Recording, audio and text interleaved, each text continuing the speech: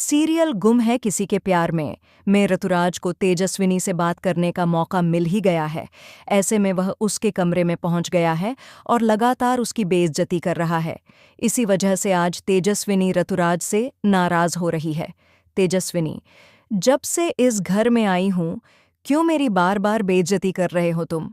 क्यों ऐसा बर्ताव कर रहे हो मेरे साथ? ऋतुराज, ओह वाओ, इंसल्ट और ह्यूमिलिएशन, इन दोनों शब्दों के मतलब भी पता हैं तुम्हें? मुझे तुमसे कोई बहस नहीं करनी। निकलो यहां से। आखिर चाहते क्या हो तुम?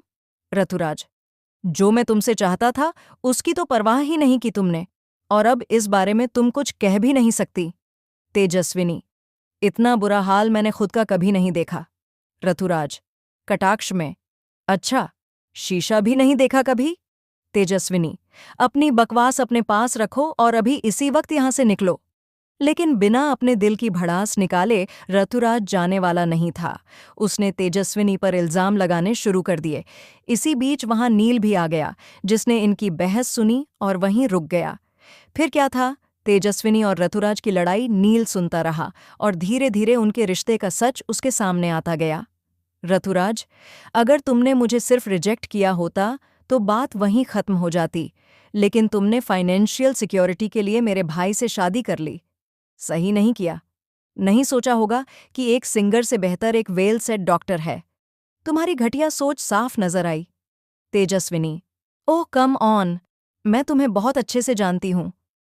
ऋतुराज, जब हम रिलेशनशिप में थे तो कुछ ही दिनों में तुमने मुझसे शादी के लिए कहा था, और जब मैंने मना किया, थोड़ा वक्त मांगा, तो तुमने दूसरा ऑप्शन चुन लिया, मेरा भाई। तुमने उससे शादी कर ली, मुझसे रिश्ता तोड़कर। ये कमिटमेंट तोड़ दी। मैंने तुमसे प्यार किया और तुमने सिर्फ।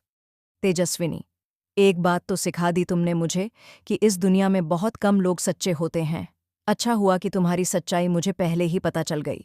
तेजस्विनी, गंभीर स्वर में, सॉरी, अब मेरी बात ध्यान से सुनो। मुझे इस टॉपिक पर अब और कुछ भी डिस्कस नहीं करना। हाथ जोड़ती हूं तुम्हारे सामने, अब इन बातों को लेकर मेरे पास मत आना। ये टॉपिक मेरे लिए खत्म हो चुका है। नील सब कुछ सामने खड़ा सुन रहा था। उसे अब बहुत कुछ समझ आने लगा था। ऋतुराज, दर्द भरे स्वर में, तुमने मेरे दिल को गहरी चोट दी थी। जब तक यह दर्द जिंदा रहेगा, मैं तुमसे नफरत करता रहूंगा। अब ऋतुराज और तेजस्विनी के बीच नफरत का रिश्ता शुरू हो चुका है, यानी तेजस्विनी की राह आसान नहीं होगी।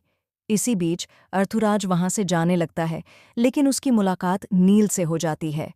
एक पल के लिए उसे लगता है कि नील ने सब कुछ सुन लिया है, लेकिन नील सिर्फ तेजस्विनी को पानी देने का बहाना कर देता है। नील, पी लो, मैं अपने लिए नहीं लाया, बस जाना है मुझे। तेजस्विनी, मुझे वाकई अपनी बीवी से कुछ बातें करनी हैं।